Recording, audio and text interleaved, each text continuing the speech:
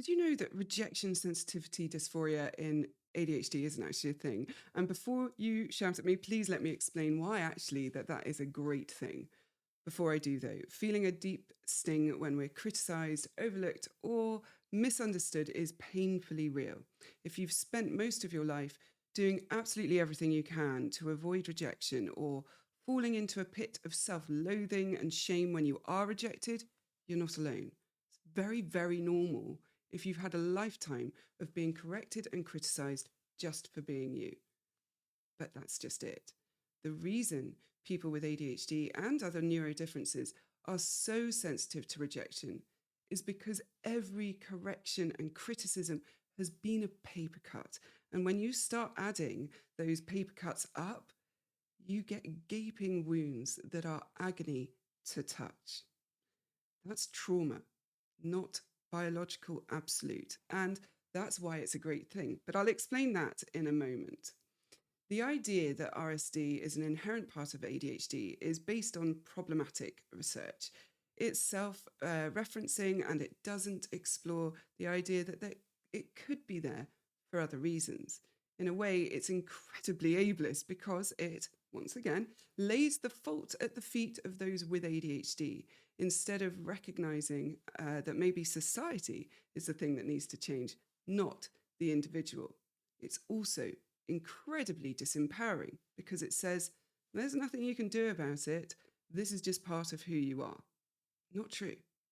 Shame, therefore, gets piled on shame. Life with ADHD naturally involves more opportunities for rejection because there's always a demand to behave neurotypically. The missed deadlines, zoning out when in conversations, or forgetting a text. Each time you slip, it can invite criticism or exclusion. Then add in ADHD's wider emotional bandwidth. We feel our highs higher and our lows lower. And of course, rejection hits like a cymbal crash rather than a soft tap. But that intense reaction isn't fatalistic. Its underlying driver is accumulated relational trauma, those repeated paper cuts of criticism or shame. And then, and here's the great thing, that means we can absolutely work towards healing it.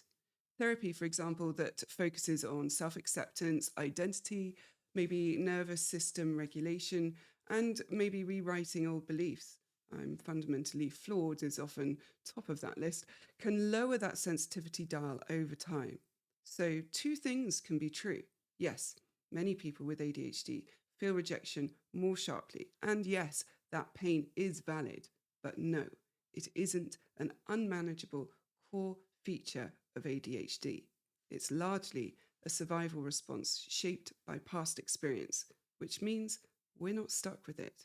With the right support, we can move from bracing for rejection to meeting ourselves with curiosity and gentleness and learning to love rejection, to see it as redirection rather than a measure of our worth. And that is very good news indeed. Hope that helps. Take care.